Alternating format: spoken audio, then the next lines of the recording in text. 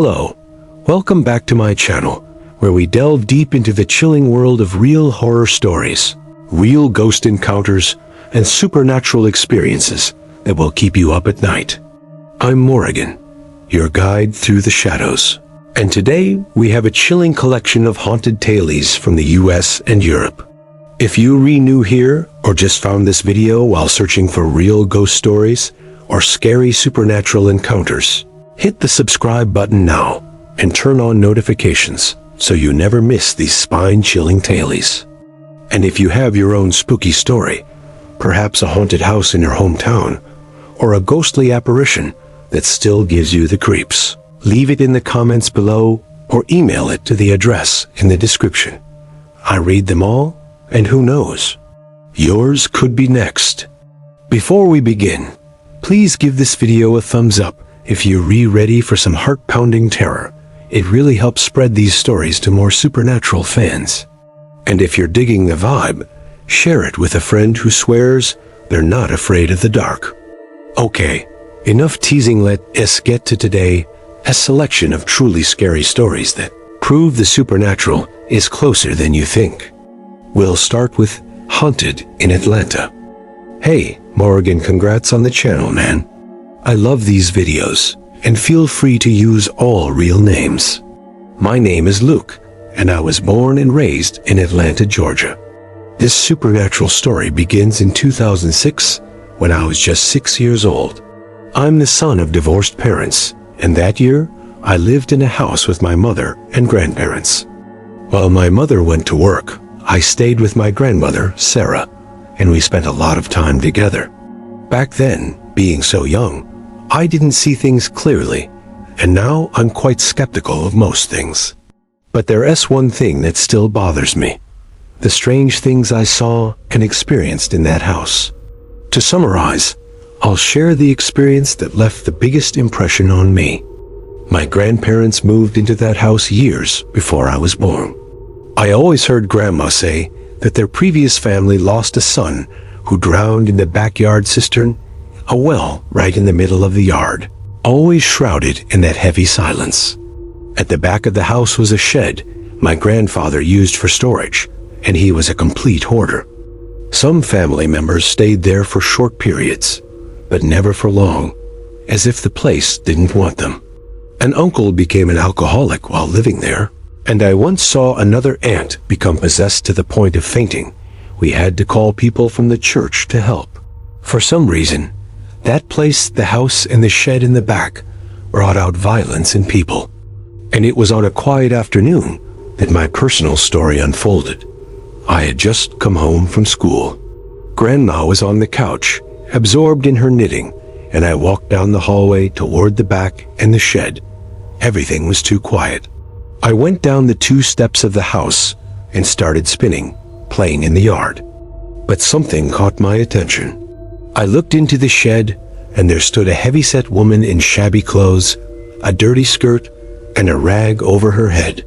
She was hunched over at the shed door, gathering bags and other junk with her hands. We didn't interact at all. I turned my head, not afraid or suspicious that it was something supernatural. It could be a visitor or one of Grandma's friends I didn't know. So I went back into the living room and casually asked who the woman in the back was. Grandma dropped her knitting, jumped off the couch, and ran to the back to check. But when we got there, no one was around. Even now, writing this, I get chills. It wasn't a shadow or a blur. I saw a real, solid woman. Grandma picked me up, trying to figure out if I was joking or serious. I described her in detail. Then she led me to the front gate and showed me the locked padlock, proving that no one could have gotten in. We opened the gate and walked around the block looking for her, but she wasn't anywhere.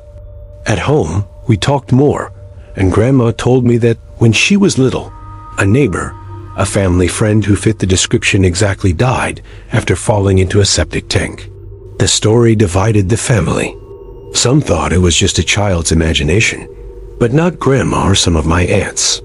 They believed it and said I had a gift, perhaps because they'd seen similar things in that house. Years later, An aunt told me that the spirit was linked to Grandpa's habit of hoarding things, clinging to his old junk and feeding on it somehow. But what do you think it was, Morrigan? Wow, guys, that's a classic haunted house vibe. Either it was the ghost of someone who passed away nearby, repeating their old routines in the afterlife, or perhaps a residual energetic imprint from the past, like an echo of someone who used to clean up the yard's junk. Since she didn't interact with you, Luke, the situation leans toward a non-interactive repetition, you know? But given the house's spooky history possessions, and all I'm betting, it was a full-blown apparition. And yes, hiding places like that, they attract negative energy. They say it's a bad omen. What about you? Have you ever seen a ghost who completely ignored you? Leave your opinion in the comments to keep the conversation going. Thanks for sharing, Luke. Okay, Morrigan, I love your videos, man. Hope you read and enjoy. I'm John. I live in Seattle, Washington. I'm going to share a story from a while back. I'm 18 now, but this happened when I was 14. I need to give you some context for this. I live in an area between the city and a small town, about 17 miles away, right on the highway. There are several neighborhoods and back roads nearby. My house is kind of hidden in the woods, about a quarter mile from the main road. Nearby, there's a dirt trail that leads to farms and ranches. Quick background, but you get the idea. I once helped a friend with a job on one of these farms picking berries. The farm was huge, and right in the middle of it was a creepy, terrifying scarecrow. He exuded a strange, morbid energy. I don't know. He was made of a mannequin with a brown cape, a straw hat, and a dirty white mask. It was hanging from a broken wooden cross. We stared at it for a second, then ran to the farm owner's house. There were 4 buildings in the middle, 2 houses, a barn, and a silo.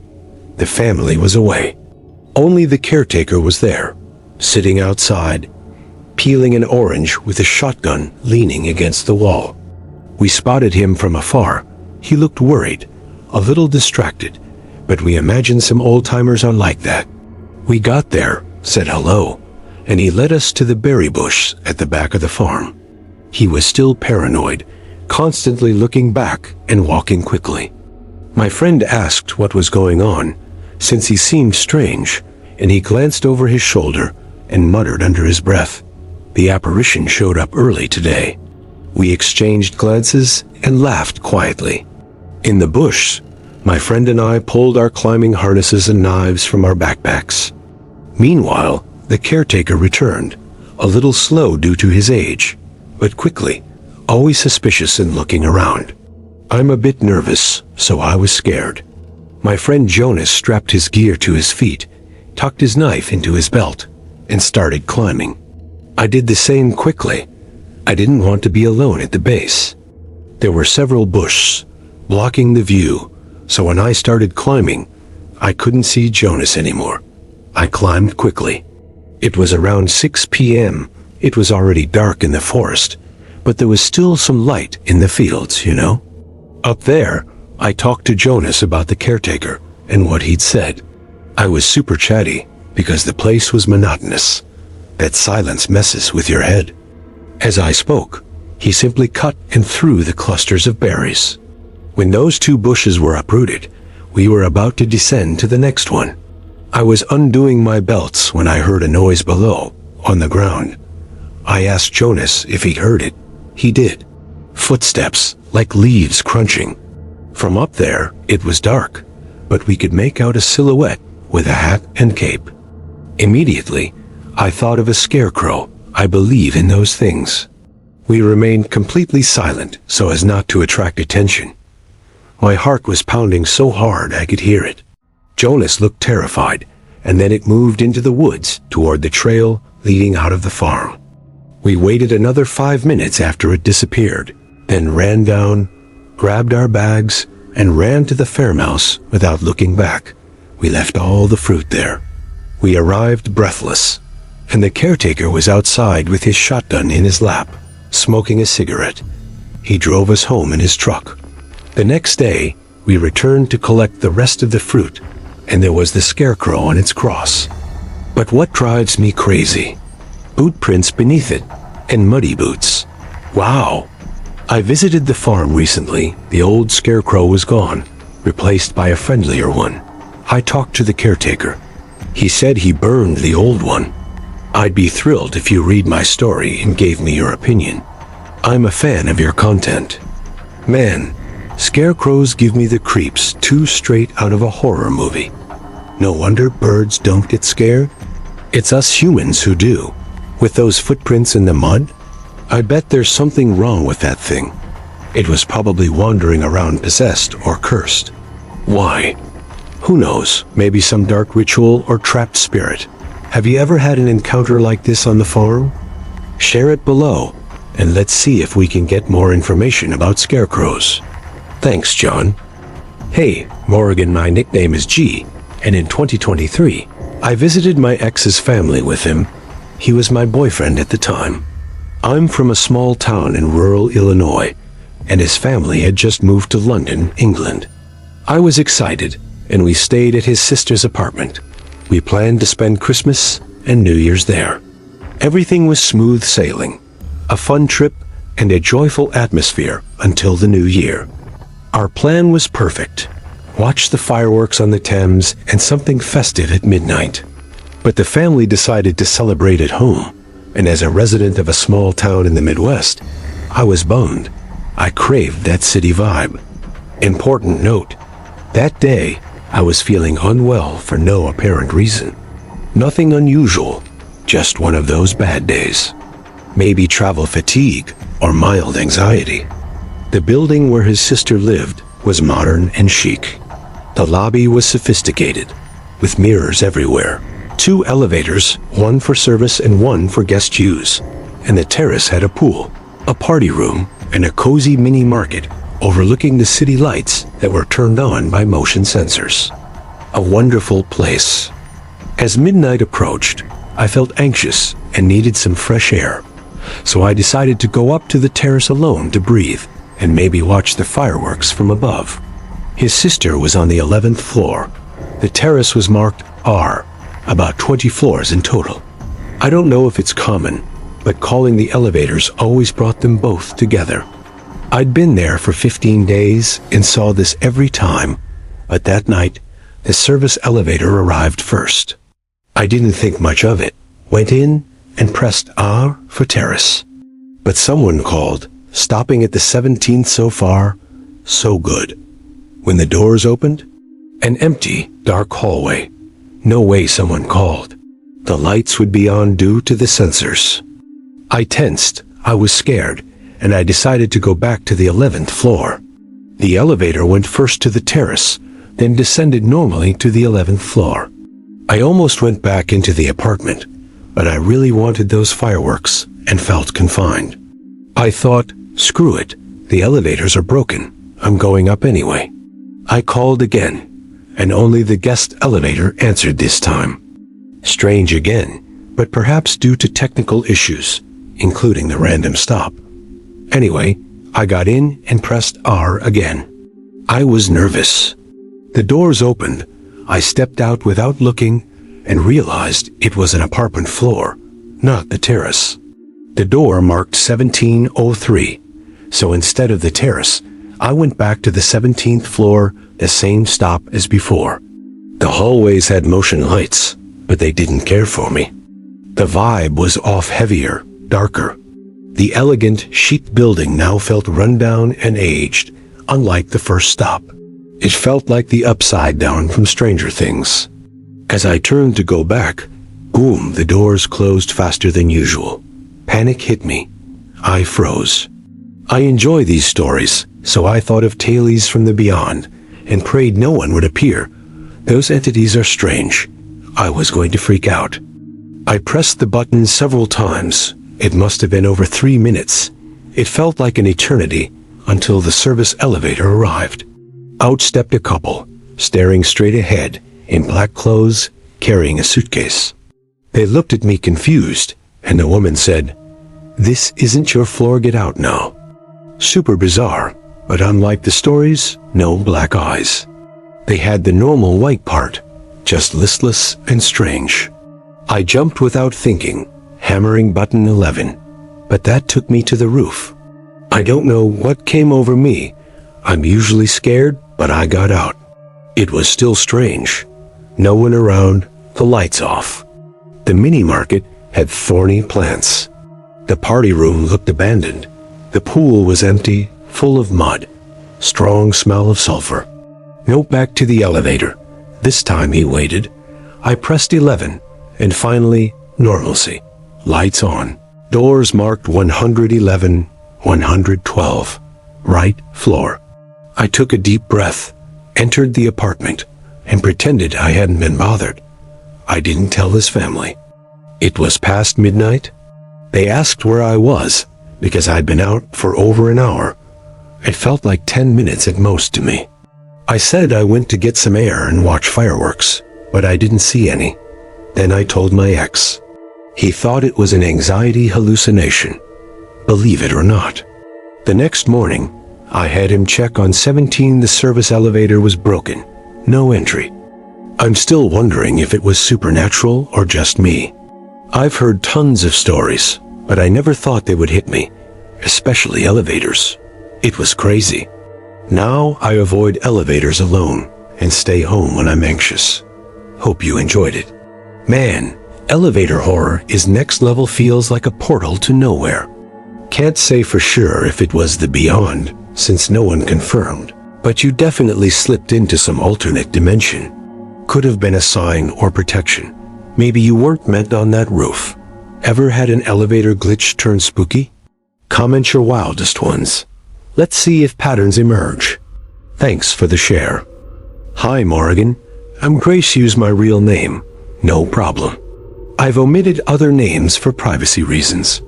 I started watching your channel and subscribed because you handle these stories with respect. I decided to share this true story about my mother, Maria. She has more. I'll upload them soon. Don't forget.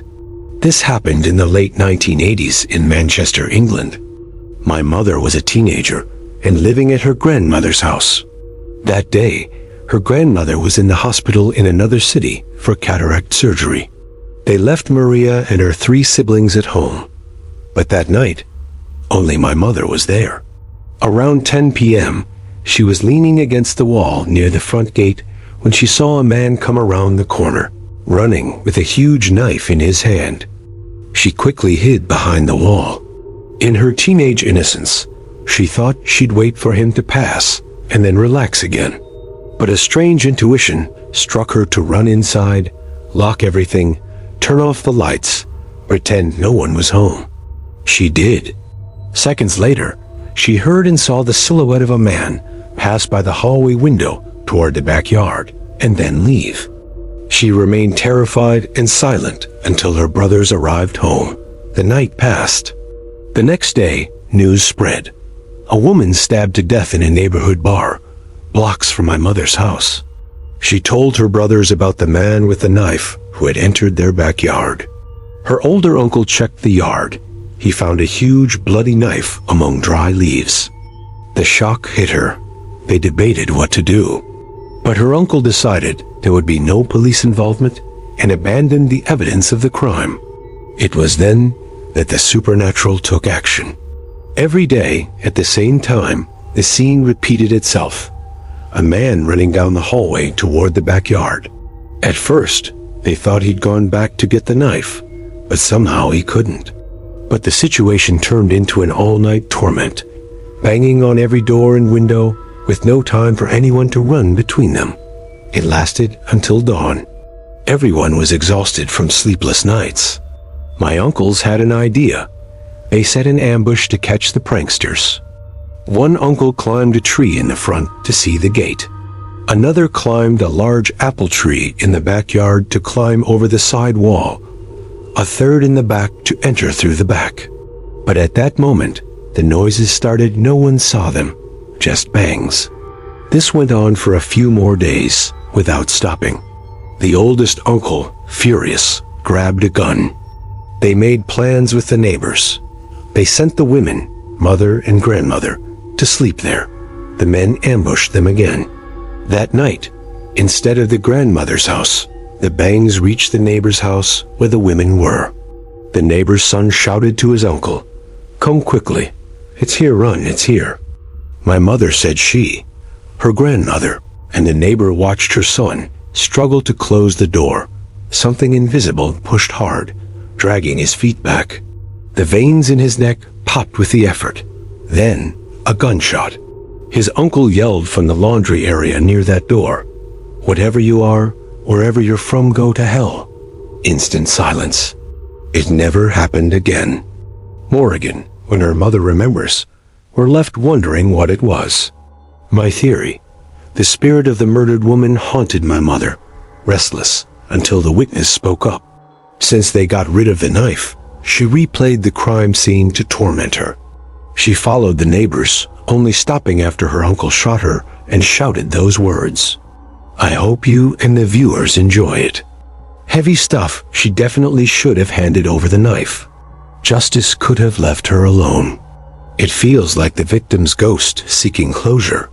Has anyone ever dealt with a vengeful spirit because of hidden evidence? Comment. Your stories fuel the fire. Thank you so much, Grace. Hey Morrigan, how are you? I'm Travis from Chicago, Illinois. I liked your channel. I watch all the videos. Congratulations on the incredible content. You're very engaging. I hope you reach 100,000 subscribers soon. I'm someone who's seen spirits and felt things since I was a child, my mother confirms. But today, the story isn't mine. It's my friend's, and it still bothers me. Names changed. My friend Andrew worked for a nightlife company, weddings, debutantes, graduations. He was a waiter, so on weekends they'd call him and others for gigs, great extra money since he worked during the week. One weekend, he was hired for a family party at a house. The leader sent the address via group chat, location, salary, number of people needed. Standard stuff. This time, a family party in an upscale neighborhood in Los Angeles, California. Andrew lives in Los Angeles. I live in Chicago. He got ready and arrived around 7 p.m. Impressed, the house looked like an English palace. He waited outside with others until someone let them in. 9 waiters in total, including him. After a while, James appeared, the butler type, about 60, white, tall, and stone-faced. He led them to the event space, a huge outdoor party area. No need to enter the main house, just the grounds. Remember that. They were told, serve the guests, no cell phones. They'd keep them in a room to retrieve later. Andrew thought it strange, but he figured rich people hate photos. Everything was top-notch, the best drinks, food, etc. But strange. The house staff, not them, seemed sad, silent. Andrew ignored it as if he'd imagined it. The night arrived. They served a chic crowd in formal attire suits, long dresses. 40 to 50 adults, no children. Drinking, talking, laughing normal, except for the creepy vibes from the employees.